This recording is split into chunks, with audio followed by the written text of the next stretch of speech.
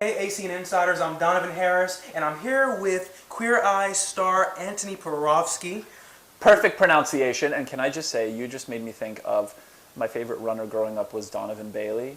Really? And I've been obsessed with Adidas shoes, and I had these Adidas special edition. They were like these gel blue kicks that I had my parents spend way too much money on to get me, so you just made me think of Donovan Bailey, and the first expensive pair of running shoes that I ever had. But anyway, here we are.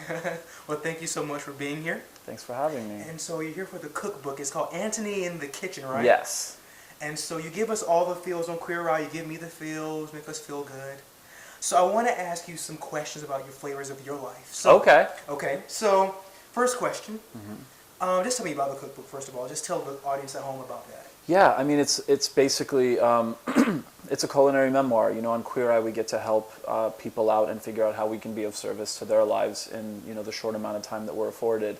And the cookbook is basically, it's my story. It's how I came to be and the dishes that have shaped me. And I plead my case for every single dish in that cookbook because I think that we all have sort of that culinary memoir. We all have dishes that were around during like really special and important times in our life. And that's something like, that's like my MO. That's what I want to share with the world, is that we all have, you know, we all have dishes that have shaped us. So what's the one dish that shaped you? Oh my gosh, that's, I don't know, but you know what? Today, because I'm thinking about my family in Ottawa, a lot of the dishes are sometimes dishes that were prepared for me, and then it's my rendition of it.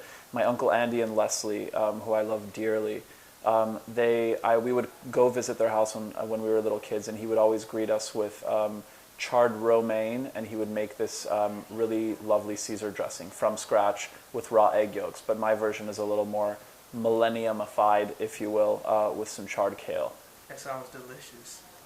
It's good for you. It's got your omega-3s. People hate on egg yolks, but they're actually very good for you in moderation. And yeah. Okay.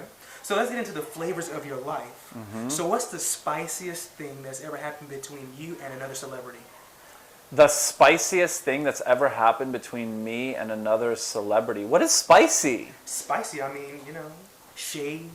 Oh, shade? I don't know. I feel like maybe it's just my Canadian sensibility, but I'm not one to start Twitter feuds or have like weird interactions with anybody.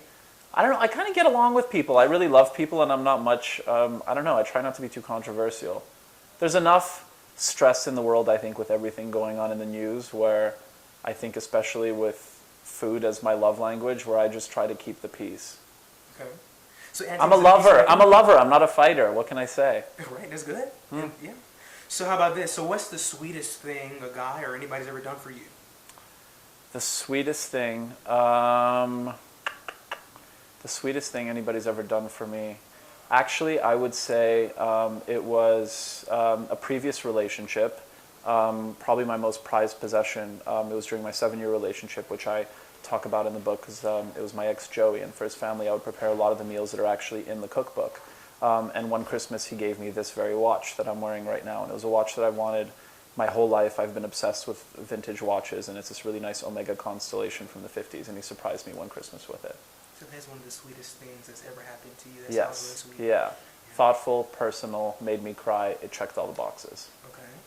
I think my last question is, what moments have you savored in Atlanta so far? Savored in Atlanta.